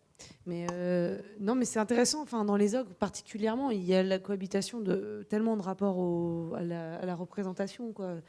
Et autant peut-être les comédiens il y a pas mal de comédiens de théâtre de rue aussi, en fait, qui étaient assez intimidés par le fait d'en faire moins, par exemple, ou de ne pas se sentir obligés de hurler tout le temps, parce que c'est leur métier quand même. Mais moi, à l'inverse, ce côté genre ultra sorci, aller voir les gens, leur faire des bisous, leur voler leur chien, des trucs comme ça, moi, ça m'angoisse, en fait. Et voilà.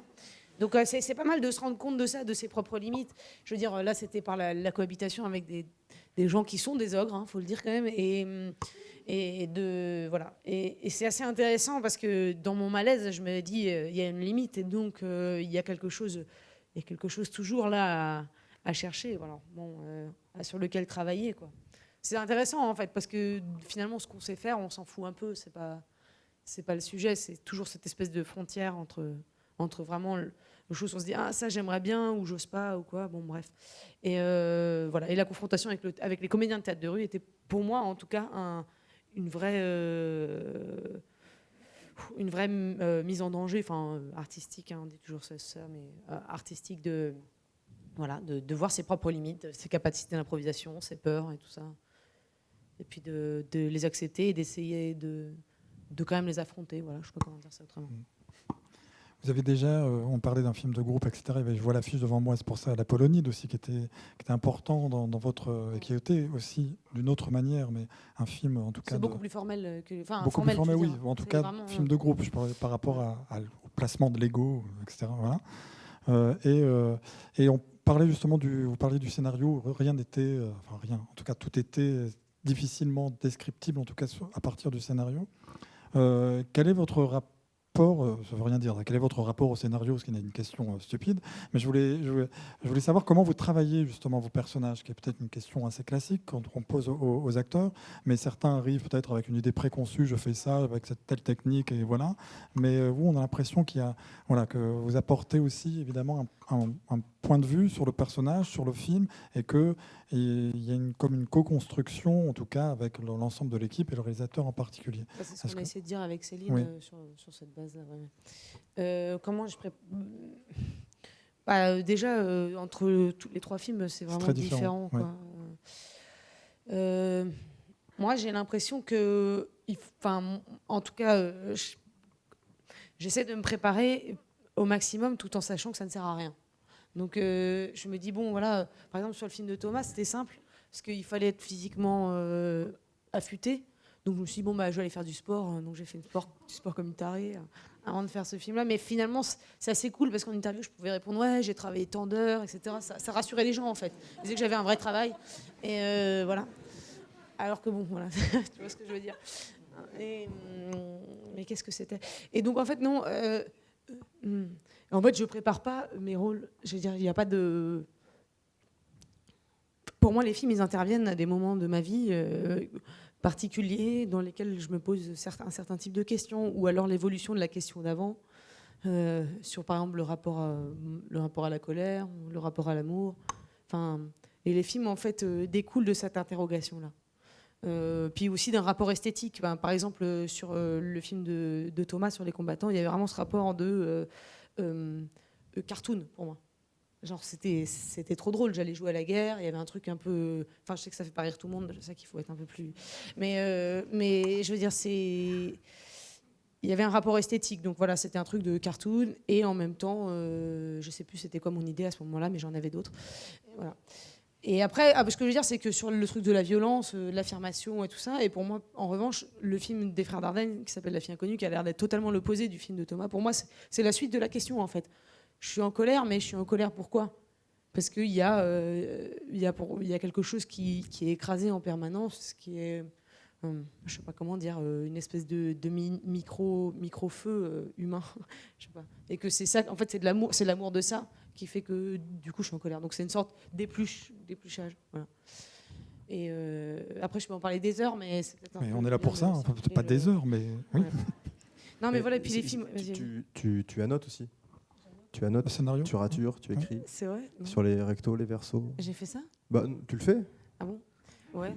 Mais c'est pas forcément des choses qui sont gardées ou pas, mais on voit que tu la travailles, cette matière-là même de la page, quoi, du scénario, de ce qui est écrit. Ouais.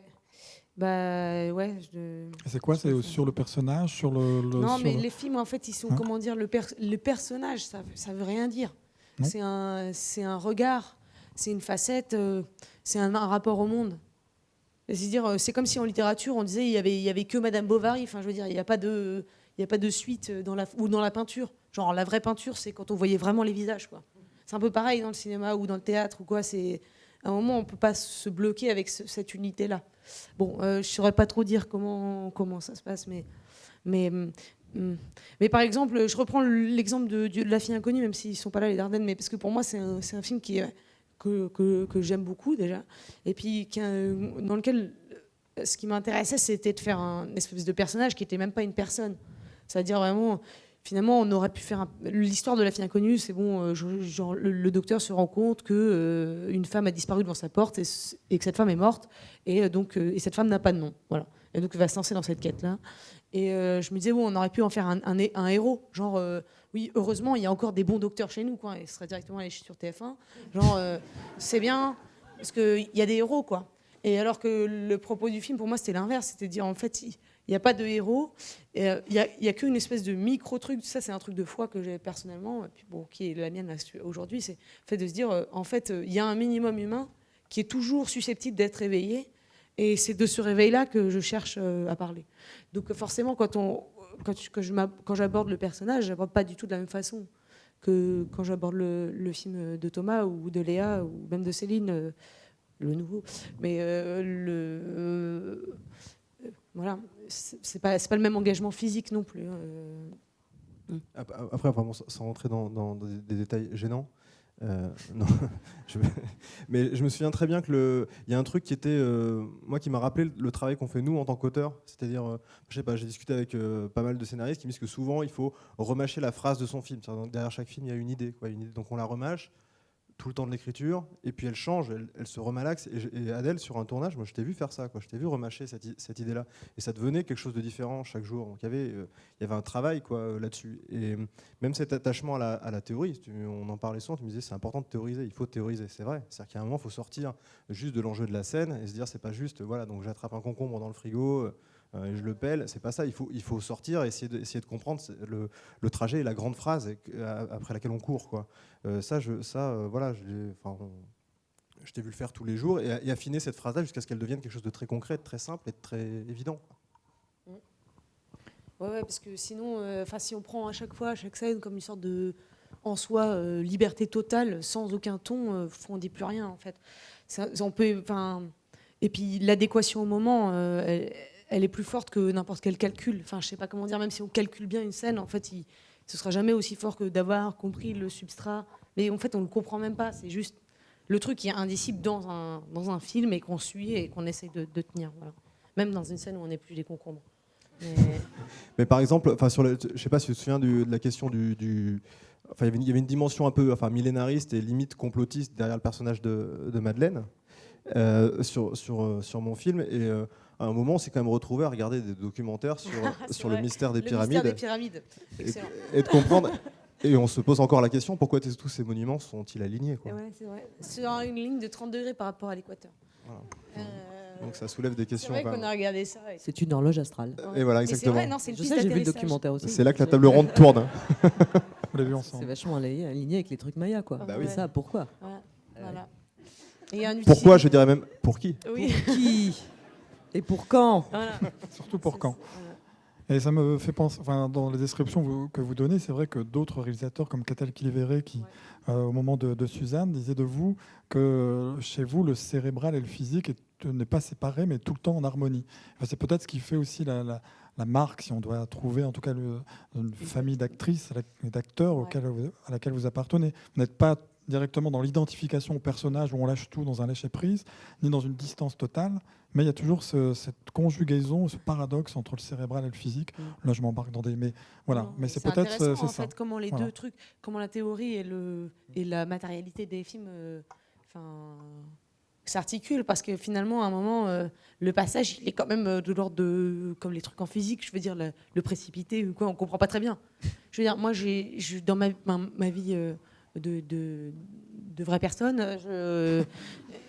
Non, mais j'ai un espèce de chemin théorique ou même poétique ou artistique, j'aime bien, je sais pas, lire, faire des théories et des grands plans sur la comète, mais à un moment, dans le fait de faire un film, il y a un saut et on se demande comment de cette planète théorique on arrive à un truc qui est matériel. C'est pas, je veux dire, on peut pas faire simplement une translation, genre j'ai mis en application des principes que j'avais pensés, c'est plus mystérieux que ça. Enfin, je sais pas. Bon, moi, c'est pas sa réponse que je veux dire, mais sinon c'est un peu lourdingue, je crois, c'est un peu, voilà, d'essayer, d'avoir qu'une ossature théorique et ouais, c'est un peu stérile en fait, parce que le cinéma, l'art et ça, c'est pas juste quelque chose qu'on peut comprendre, quoi.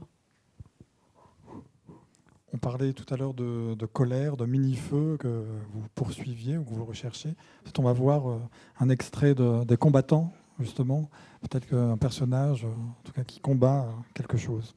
Donc l'extrait numéro 4.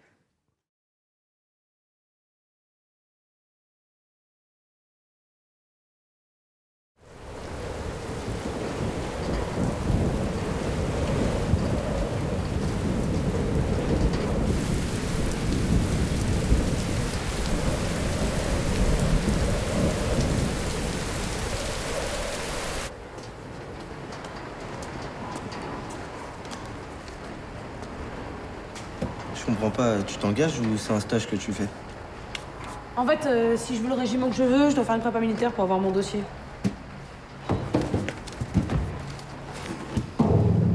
Maintenant, il faut faire une prépa pour rentrer dans l'armée. En fait, moi, je croyais que tu te pointais et hop, c'est parti. Bon, ça dépend du régiment que tu veux, en fait. Moi, celui que je veux, c'est un des plus durs, donc ils prennent pas n'importe qui. Mais dur, genre quoi? Bah dur, genre t'en chies. Genre pour dormir, tu creuses un trou. D'ailleurs, de toute façon, tu dors pas. T'as du combat, t'as un parcours nautique avec 25 km sur le dos. T'as déjà nagé avec des rangers? Non. En fait, pour rentrer, t'as un test. Tu dois manger une sardine crue. Tu commences par la tête, tu manges les yeux, les viscères, les écailles. C'est ça que tu veux faire? C'est eux qui ont les meilleures techniques de survie. Après, je serais vraiment préparée. Et préparé à quoi? Bah, à survivre. Bon, la scène continue, mais vous pouvez pour se revoir ou voir le film juste après, à 20h. Donc, je ne voulais pas qu'on aille trop loin, parce que la scène devient encore plus drôle, etc. Mais là, il y a quelque chose sur la survie. Et après, la réplique, c'est « mais survivre à quoi ?» Voilà, mais donc, Comment ? Oui, on ne sait pas à quoi. Mais... Ah, on ne sait pas à quoi. Ouais. Non, mais c'est cette colère qui est transportée dans tout ce film. Et peut-être, toi, on a déjà parlé des combattants, mais moi, j'ai eu l'impression que c'était la première fois que Adèle, en tout cas, entrait de manière si flagrante dans le registre de la comédie. En tout cas, alors peut-être il y avait déjà évidemment des points de, mais là, de manière aussi presque burlesque parfois, enfin, sur ce côté, on prépare le corps, etc., etc. Est-ce que, alors, comment vous avez préparé ça ensemble, en dehors de faire des pompes et de. Enfin, je sais pas, Il n'y avait pas d'en dehors. C'est juste en faisant des pompes. Voilà. C'est le registre le plus difficile. Non, en tout cas, on voulait que ce soit franchement quelque chose, quoi. Donc il y a des moments qu'on veut franchement drôle. Après, je sais pas. Voilà, nous, ça nous faisait rire. Et après, des moments qui le sont franchement pas. Et ça fait sans arrêt des va-et-vient.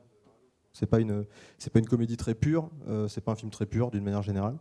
Mais on aimait, je sais pas. Moi, c'est ça qui m'intéressait, c'était que le film voyage entre plein de choses différentes et qu'il soit à la fois une sorte d'enquête, de polar sur qui est cette fille et qu'est-ce qu'elle cherche, et en même temps une sorte de trajet du réel vers la fiction, c'est-à-dire comment en fantasmant quelqu'un qui lui-même a une vision finit par épouser cette vision, devenir cette vision, et pratiquement à auto-réaliser cette vision-là. Enfin, là, ça ne vous dit rien du tout si vous n'avez pas vu le film, ça ne veut absolument rien dire ce que je dis, ou plus exactement, ça s'applique à tous les films.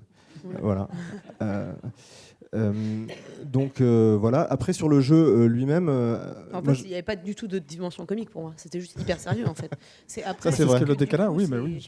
Je me suis pas dit, oh, je vais faire une comédie, je vais faire des bonnes blagues et ça va être ma punchline, va être la fin de la phrase, qu'est-ce que je raconte ? La fin de la scène. Mais du coup, c'est paradoxal, même dans le rapport à la comédie de ce que ça veut dire et tout ça. Enfin. Oui, disons que c'était pas, en tout cas, c'est pas une comédie au sens classique où tout repose sur les dialogues et les punchlines, etc. Il y a beaucoup un truc de situation et de contraste, quoi. Par exemple, sur cette scène-là, cette scène qu'on vient de voir, à un moment, on se pose la question de comment, qu'est-ce qu'on fait du personnage d'Adèle, c'est-à-dire qu'il pleut, dehors, il pleut en dehors du hangar, donc il se réfugie. Comment il y en a un qui va s'asseoir, l'autre il la regarde. Je dis bon, il faut qu'elle soit au-dessus de lui, il faut qu'elle le toise. Puis après, on commence à en rajouter, on en fait des caisses, quoi. J'ai mis un max d'huile. Voilà, on met de l'huile sur Adèle. On peut mettre plus d'huile et ça commence à ressembler à une sorte de calendrier de routier.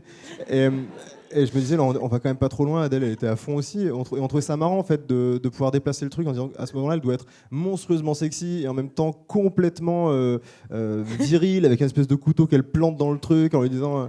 Et donc on a travaillé sur l'excès, quoi, sur cette. C'était pas très fin, ouais, c'est vrai. Ça fonctionne. Ça fonctionne en tout cas. Bah oui, puisqu'on prend les choses au sérieux. Oui, voilà. En tout cas, il y a un truc qui est très premier degré. Voilà, c'est ça. C'est sans doute ça qu'on essaie de dire, c'est que c'est pas du comique ironique. C'est qu'il y a un truc qui est très premier degré dans la façon de débouler dans les scènes. Même pour moi, enfin, c'était un peu ça l'histoire. C'était qu'il y a un type qui construit des cabanes en bois et puis voilà, il y a une météorite qui s'écrase dans le champ d'à côté. C'est cette fille et à partir de là, c'est une sorte de jeu de catastrophe, quoi.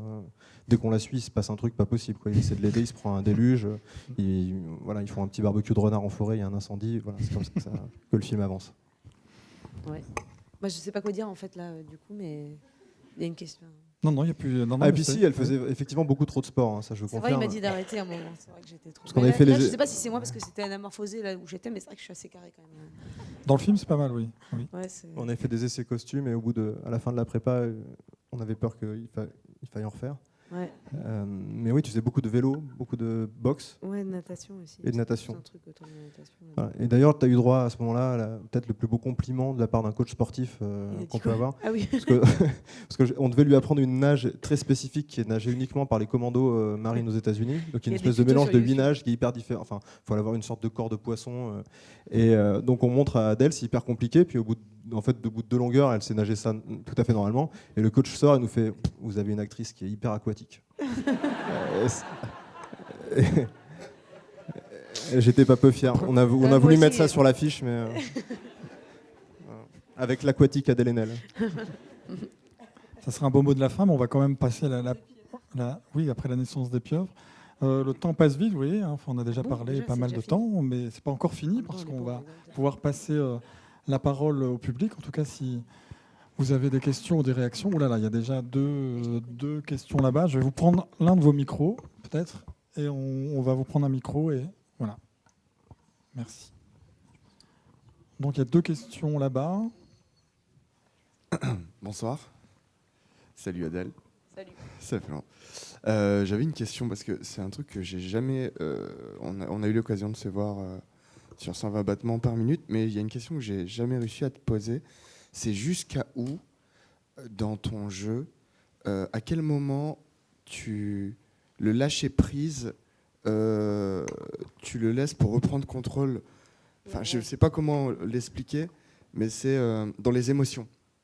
Par exemple, dans La fille inconnue, quand tu joues le docteur Jenny d'avant, merci. Pardon. C'était, on sent une certaine forme de souffrance et en même temps de détermination à trouver la chose, enfin qui est cette fille inconnue. Et en fait, dans le jeu, enfin dans ce que tu proposes et ce que tu donnes en fait, j'ai l'impression qu'il y a une forme de lâcher prise. Mais parce qu'entre le jeu et le fait enfin je me perds un peu là. Mais non mais je crois que j'ai saisi l'idée. Ouais. Mais c'est un peu, j'en sais rien en fait. Bon, on cherche des... Je ne saurais pas répondre en vrai. En fait, peut-être qu'il y a d'autres gens qui peuvent m'aider, mais. Ouais. Je suis désolée. Bon, il y a des films déjà qui sont plus dans la transcendance et d'autres qui sont plus dans l'immanence. Alors, je ne vais pas dire ça autrement. Il y a des films qui sont la puissance des émotions et la recherche de ce truc un peu enivrant. Bon, et là, tu peux passer dans des stades d'émotions intenses. Je dirais que ça, c'était toute une partie c'est une certaine forme de quête dans laquelle s'inscrit, je dirais plutôt Les Diables, le film de Despalières, Orpheline, La fille inconnue, j'aurais pas mis là-dedans, à vrai dire.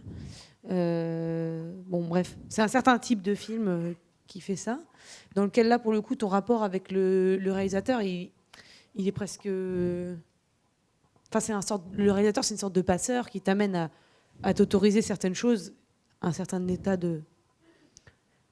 d'être dans lequel justement c'est un peu paniquant, parce que peut-être c'est un peu con ce que je dis, mais tu perds un peu les pédales, et donc la personne t'autorise à y aller et te permet de revenir. Une sorte de truc un peu chamanique comme ça. Après, il y a j'ai l'impression que c'est ce que je disais par rapport à la préparation, c'est-à-dire en fait c'est bien de se préparer à fond et d'avoir une idée du film. Donc ça, si tu veux, c'est dans le contrôle. Hein. Je m'enlise dans cette question qui est vraiment... Mais t'as une... Thomas Parr, c'est ça, il en a marre. Ça, t'as un truc de contrôle parce que voilà, tu t'es fait une idée du film et puis tu vois le ton du film, etc. Et en fait, un des films qui est pour moi le plus représentatif de ça, c'est le film de Salvadori là, qui va sortir. Qui est vraiment... voilà, il y a une technique là que j'avais pas avant et ça, que j'ai acquise. Acquis. Quoi qu'il en soit. Quoi qu'il en soit. C'était la blague de Céline, il faut quand même que je la dise. Voilà. C'est embrouillé parce que je ne saurais pas te répondre en fait. Ça dépend vraiment des films et il y a une déresponsabilisation dans le fait de se dire moi de toute façon je suis juste en connexion avec les dieux et tout ça, j'y connais rien et machin bon. Et les pyramides. Bon, mais en fait quoi, je sais pas. Non, c'est ça filmé venait en de plus la tout base. ce que je raconte là. Oui, mais on s'arrangera voilà, après. J'ai un exemple pour illustrer ce que tu dis. Je me souviens d'un moment, en tout cas, je le citerai pas, voilà, mais où tu m'as dit, je comprends rien à la scène, allons-y. Et ça, je pense, ça voulait dire, enfin pour moi, c'est bingo. Allons-y, on ne sait pas ce qu'on va sortir, mais t'en as pas la moindre idée non plus. Et ça veut dire qu'il y a quelque chose qui va être donné, quoi. Voilà. Et je sais pas, en l'occurrence, sur le coup, je me suis dit, elle se fout de moi, elle comprend très bien la scène, elle est extrêmement simple cette scène, mais ça voulait dire en fait, je vais pas la chercher avec la raison. Je vais pas aller la chercher avec le cerveau. Je vais aller chercher ailleurs. Je vais trouver un truc. On verra bien ce qu'on trouve. Donc cherchons et on finira bien par tomber sur quelque chose. Les mots, souvent, la théorisation qu'on fait là, c'est super sympa, mais sur un plateau, c'est juste une façon de reculer le moment de sauter, quoi. Enfin, il faut juste y aller. On va pas tergiverser 25 ans sur des concepts et des idées que après on a plaisir à développer, mais qui sur le moment sont des façons de pas se lancer dans la scène, en fait. Il y avait une autre question. Oui, juste à côté, c'est marrant. Oui. Bonsoir, merci beaucoup pour dire bonjour. Voilà. Alors la question à moi s'adresse plutôt, alors à la base c'était à Céline Sciamma et après je me suis dit que ça pourrait être super intéressant de la poser aussi à Thomas Caillet. Bon Léa, j'ai adoré les ogres, hein, mais c'est juste que je comprends mieux, enfin il y a quelque chose de plus... Enfin, j'ai fait du théâtre de rue et tout, donc j'étais... Enfin bref. Vous pouvez répondre à la question aussi, mais j'ai peur que ça prenne trop de temps en fait. C'est juste ça.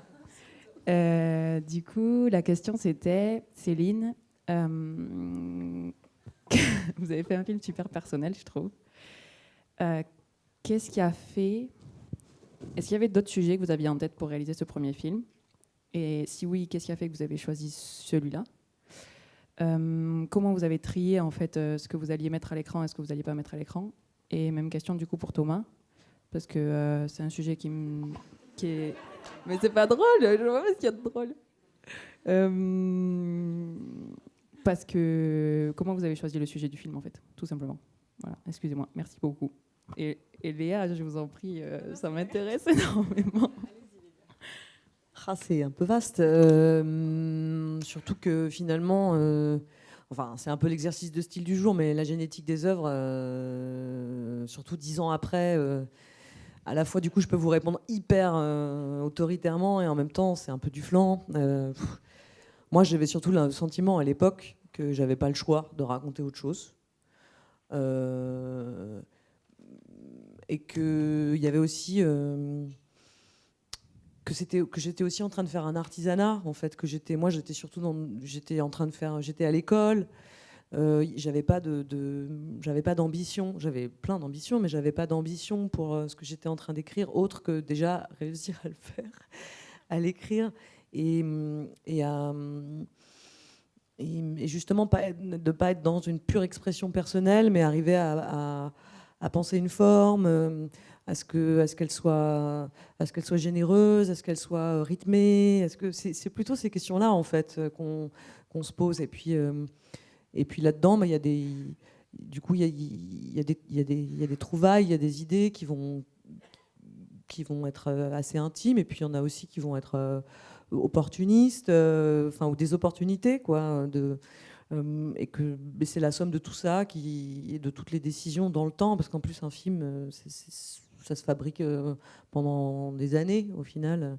Enfin, en tout cas, entre l'écriture et, en l'occurrence sur ce film, entre l'écriture et la fin du mixage, parce que ça va jusque là, le fait qu'on cherche, qu'on réinvente des trucs et tout.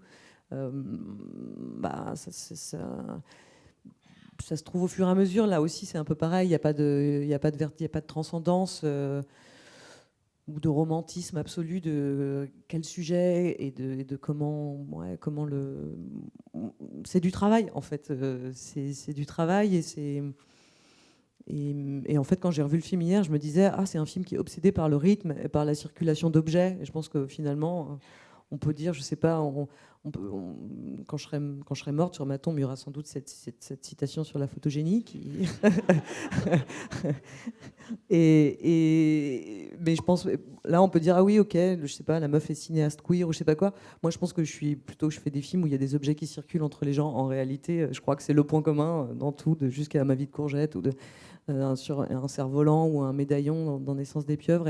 Et finalement, c'est des motifs comme ça qu'on travaille et qui sont des points d'appui des films, qui sont hyper essentiels et dont on parle jamais parce qu'en fait, on parle comme si c'était des grandes choses. Elle est dure, votre question. Je vais répondre comme ça, comme un peu partiellement, parce que c'est voilà. À toi, Thomas. Merci. Céline. Où c'est parti? Je sais que j'avais quelques images qui étaient imprimées, qui sont un peu des images matrices, quoi, après lesquelles on court. Donc il y avait 2 personnes qui se maquillaient, ça c'était là depuis longtemps. Je ne savais pas d'ailleurs si c'était 2 hommes ou un homme et une femme. Il y avait un plan large avec une barque et quelqu'un qui saute. Il y avait des gens qui regardaient des poussins décongelés dans un micro-ondes. Et au-delà de ça, l'état dans lequel j'étais moi au début de cette écriture, donc je ne savais pas du tout que ça allait être ni une histoire d'amour, ni un peu une comédie, ni un film sur l'armée ou avec ça en toile de fond. Mais je sentais qu'il y avait que j'étais moi-même, enfin en tout cas, en train de choisir ma vie. et que j'avais d'un côté je sentais cette espèce d'injonction au bonheur, quoi. Cette société qui me dit voilà, faut devenir soi, ce qui était d'ailleurs le slogan de l'armée. C'est pour ça que le film finalement a ça comme toile de fond. Devenez vous-même, c'était le slogan de l'armée à ce moment-là. Et de l'autre côté, cette espèce de discours qui était aussi comme une lame de fond depuis je sais pas à peu près que je suis né, je pense, où on sent qu'on est un peu sur la fin de tout, de la croissance, de la couche d'ozone, de la planète, d'un tas de choses, et du coup il y avait un peu ce truc-là, cette réunion des deux, soit heureux mais vite, et je crois que c'est ça qui a donné le début du projet, vite fait comme ça. Merci beaucoup. Et on peut entendre la réponse de Léa, du coup, c'est possible? Hyper court. Alors, c'est assez flagrant. Le film est en partie lié à l'histoire dans laquelle j'ai grandi. J'ai eu un petit garçon, je suis devenue à mon tour une ogresse. J'ai eu envie de faire un film sur les ogres de mon enfance. Voilà. Merci beaucoup à tous. Il y a encore le temps pour une question ou deux. Non. Il y a une question sur la base, il y a une question sinon au premier rang. Non, il n'y a plus de questions dans le 10e rang. Oui, comme ça accélère. Merci beaucoup. Bon, on va garder le micro. Ouais. Déjà, merci beaucoup parce que c'est super intéressant. Vraiment, ça me fait penser, ça fait du bien. Je voulais vous demander, en fait, plutôt à toi, Adèle, ça résonne hyper fort en moi en tant que jeune comédienne, le fait d'arrêter de tergiverser et juste de sauter. Et en fait, je voudrais juste te demander, parce que certes, il y a une sorte de discipline qui rentre directement dans notre vie dès qu'on a un rôle, mais quand il n'y a pas de discipline, quand il n'y a pas de cadre, et quand en fait la préparation, elle n'attend qu'une opportunité, qu'est-ce qu'on peut faire en fait? Tu veux dire quand tu n'as pas de rôle encore, mais que tu veux en avoir, c'est juste que je comprenne. Carrément, ouais. C'est ça? Ouais. Non, c'est un moment hyper dur, déjà. Parce que, bon, c'est vrai qu'on n'en a pas parlé, parce que c'est un truc qui est un peu hors champ, mais de toute l'époque des castings et des trucs où on ne te rappelle pas, et où il faut que tu mettes un décolleté, et je sais pas quoi. Et toute cette période-là, elle est assez compliquée à vivre. Moi, à ce moment-là, je sais pas, je donne mon expérience, hein. Je sais pas trop ce qu'il en est pour d'autres gens ou quoi, mais déjà, j'ai pendant pas mal de temps, un an, 2 ans, je sais plus. Toi, tu sais, 1 an, 2 ans. Ouais.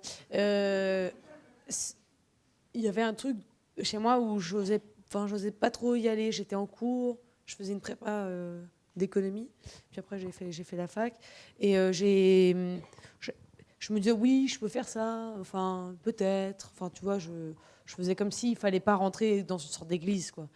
Alors que voilà, je te dis tout ce que j'ai pas réussi à faire et je te dis ce que j'ai réussi à faire aussi.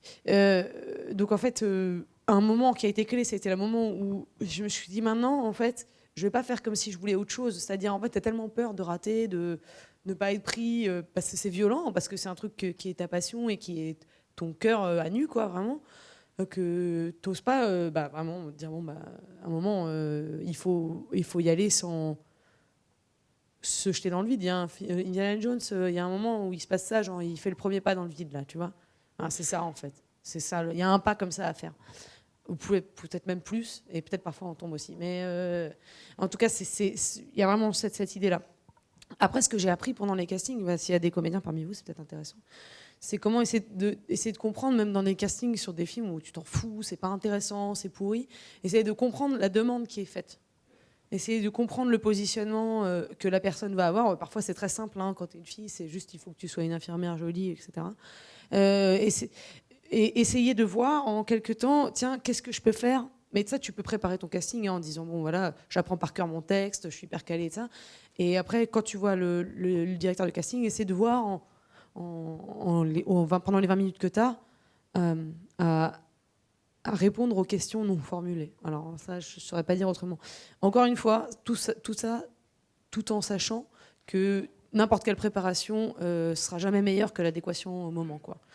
Donc bon, c'est un peu compliqué. Mais en tout cas, il y a un truc vraiment intéressant à apprendre au moment des castings. Et moi, pendant cette période qui a duré quand même assez longtemps, jusqu'à il n'y a pas longtemps, en fait, j'ai passé quand même pas mal de castings.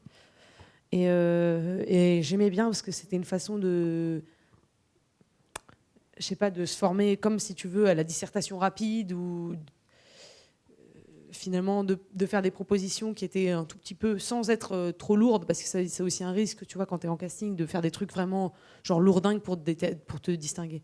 Je sais pas si ma réponse t'aide, je sais vraiment, mais en tout cas mon expérience c'est ça, il y a toujours des choses à apprendre sur les castings, même avec, surtout au début, même avec des lourdeaux, même avec des idées, des trucs qui sont pas intéressants, des films qui sont pas intéressants. Parce que tu peux toujours t'amuser à essayer de répondre à ce truc débile, quoi, et d'y répondre de façon plus intelligente, voilà. Mais bon, faut jamais avoir l'air trop intelligent non plus. Faut toujours être un peu, voilà. J'espère que je t'ai aidé en tout cas. Merci beaucoup. Alors, une dernière question ici. Oui, bonsoir. Du coup, c'était super intéressant qu'on parle de votre travail. Enfin, j'ai beaucoup d'admiration pour votre travail, comment vous abordez les rôles, et encore bravo. Et je trouve qu'il y a un truc qui me fascine. Le truc qui me fascine le plus, c'est quand je vois les films dans lesquels vous jouez, on dirait que vous arrivez à contenir l'énergie du rôle, voire l'énergie du film, du début à la fin du film. C'est-à-dire qu'il n'y a pas... On parlait tout à l'heure d'éplucher des concombres ou quoi, mais pour moi, il n'y a pas une seule seconde, quand vous parlez ou quand vous ne parlez pas, ou quand vous regardez, où en fait, on ne voit pas l'énergie du rôle, ou voire l'énergie de l'histoire entière. Et du coup, on en a un peu parlé de la façon de vous aborder les rôles, mais du coup, je me demandais comment vous arrivez à tenir cette flamme, en fait, cette petite flamme, tout au long d'un tournage qui est du coup entrecoupé. C'est pas comme au théâtre, justement, où la pièce, quand vous jouez au théâtre, ça va durer 1 heure, 2 heures, 3 heures, et tout est lié. Et est-ce que du coup, peut-être le rapport au théâtre vous aide, ou est-ce que c'est pas du tout pareil, comment vous abordez les rôles au théâtre ou au cinéma? Je sais pas. Sur les tournages, je vais peut-être répondre à un truc qui est un peu à côté, mais enfin j'essaie. Déjà, c'est vrai qu'au fur et à mesure des films que j'ai faits, j'ai quand même mis en place un peu un rituel. J'aime bien, genre, les trucs, comment dire, je sais pas, c'est un peu con, quoi, mais se coucher tôt, ne pas être trop fatigué, tout ça, c'est un peu janséniste, quoi. Bon, j'aime bien faire la fête aussi, hein, je vais pas vous mentir, je suis pas non plus toujours en train de... Mais j'aime bien ça, ce truc-là, voilà, 15 jours avant, c'est maintenant, ça commence. Donc il y a un truc de vie qui permet ça. Après voilà, je vous remercie vraiment beaucoup d'être resté là, parce que bon, je sais pas trop dans quelle mesure c'est. Mais moi, c'est vraiment un truc qui me tient à cœur. Enfin, c'est ma passion, quoi. C'est vraiment mon truc. Donc j'essaye de tenir sur tout le temps. Parce que je crois, enfin je sais pas, c'est pas que je crois, mais j'ai la chance de pouvoir exprimer un truc profond, enfin d'artiste, ou je sais pas comment on peut dire, enfin quand chacun, mais en fait je trouve ça très très très très important ce qui se passe sur un plateau. Donc je vais pas me retrouver concrètement, je réponds avec des réponses un peu cons, mais tu vois, genre avoir mal à la tête parce que j'ai pas dormi, ou avoir mon téléphone et en même temps aller sur Snapchat ou quoi, je sais pas quoi. Enfin, de toute façon, je suis pas sûre, enfin, j'utilise pas ça, mais je veux dire, dans tous les cas, je trouve que c'est vraiment de la vulgarité. Je sais pas. C'est un moment sacré, c'est l'église, on est là pour faire un film, c'est sérieux, et c'est aussi ridicule. Ouais, mais c'est les deux, et comme la vie de manière générale est ridicule, donc si on peut la rendre un peu sérieuse à un moment, vraiment prendre à cœur. Enfin, on est souvent invité à pas prendre les choses trop au sérieux, mais sur les plateaux, c'est l'inverse. Voilà. Ça, j'essaie de le faire. Et après, dans le rapport au théâtre, ça m'a vachement aidé. Mais moi, je parle encore du rapport à l'ego, mais parce que le théâtre, moi, j'ai eu la chance d'en faire avec Arthur Neuziciel sur La Mouette. Et je me suis rendu compte que il y a tellement de choses que je savais pas faire, à commencer par parler, quoi. Et donc, ça a été un champ déjà de remise en question de l'ego. Parce que tu n'as pas tout un filtre de montage qui fait que tu as l'air bien dans tout le film, même si certains jours tu étais moins bien parce que tu étais quand même fatigué, etc. Et du coup, tu vois directement, quoi. Tu sais directement dans la représentation. Et donc, ça fait évoluer techniquement et ça fait évoluer égotiquement aussi. Voilà. Et puis, voilà à peu près ce que je dirais. Merci. Merci.